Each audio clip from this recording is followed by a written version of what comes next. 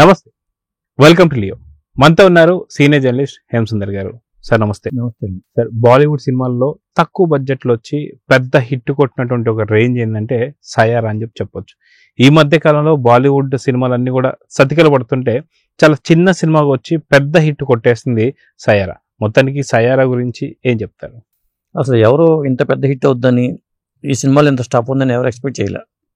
ఎందుకంటే సయారా అనే cinema book my show చూస్తుంటే ఓపెన్ అయింది, కానీ ఇప్పుడు చూస్తుంటే 20 కోట్ల బడ్జెట్ 200 కోట్లది కలెక్షన్ తీసుకెళ్తుందని చెప్తున్నారు.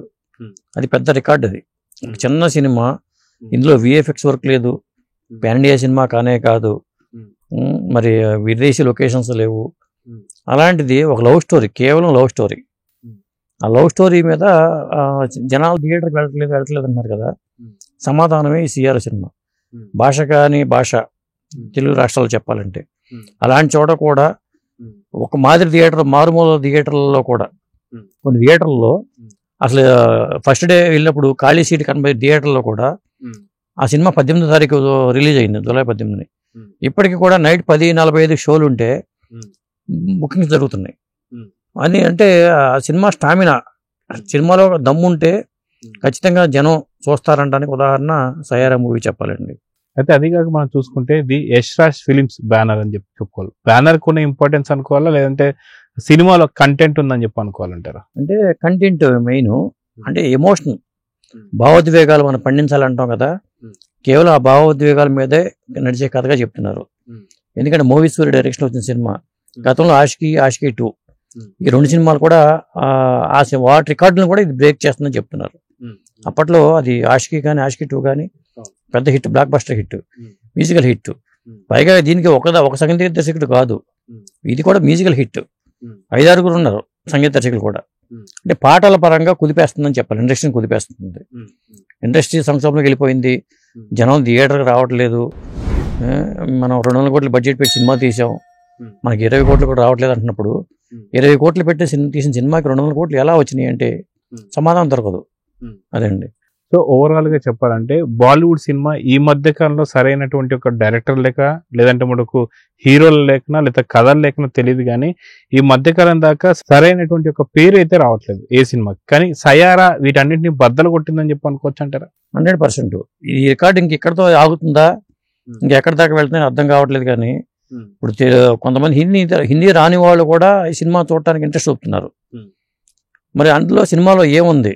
నేను కూడా రాత్రి వెళ్దాం అనుకున్నా, 10:45కి ఏం వెళ్తాం అనుకున్నాను. బుక్ షో చూస్తే టికెట్స్ ఒకప్పుడు అసలు బుక్ అవనే థియేటర్ చూస్తే చాలా సీట్లు బుక్ అయిపోయి ఉన్నాయి. అంటే ఆ సినిమా మనకు అర్థమవుతుంది. నేను సోషల్ మీడియాలో చూసి ఒకసారి చూస్తే బెటర్, మనం ఎట్లాగో రివ్యూ చెప్పాలి కాబట్టి హిందీ సినిమాలకు ఎట్లాగో చెప్పట్లేదు, ఈ సినిమా కానీ చూసి చెప్దాం అనుకున్నాను. నేనైతే చూడలేదు, కానీ ఆ టాక్ అయితే కలెక్షన్స్ అయితే ఒక రికార్డ్ కలెక్షన్స్ అండి. యష్ రాజ్ ఫిల్మ్ చేసింది, బ్యానర్ వాల్యూ ఉంది. మోహిత్ సూరి గతంలో Aashiqui 2 combination, musical hit, love story.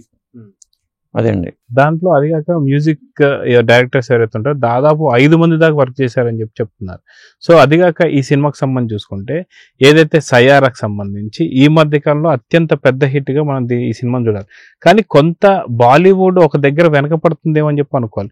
మొన్న ఈ మధ్య వచ్చినటువంటి చావా సినిమా కూడా ఫస్ట్ హిందీలోనే వచ్చింది, కానీ తెలుగులో రాలా. తర్వాత మళ్ళీ తెలుగులోకి దాన్ని డబ్ చేసి తీయడం జరిగింది. సో ఎందుకని బాలీవుడ్ తెలుగు కావచ్చు మిగతా భాషల్లో అంత ఆసక్తి చూపించడం లేదంటే తప్పు చేస్తున్నారు అనిపిస్తుంది వాళ్ళు. ఈ మధ్యన స్త్రీ 2 అనే సినిమా వచ్చింది, అది కూడా అంతే, వాళ్ళు తెలుగు వెర్షన్ రిలీజ్ చేయాల.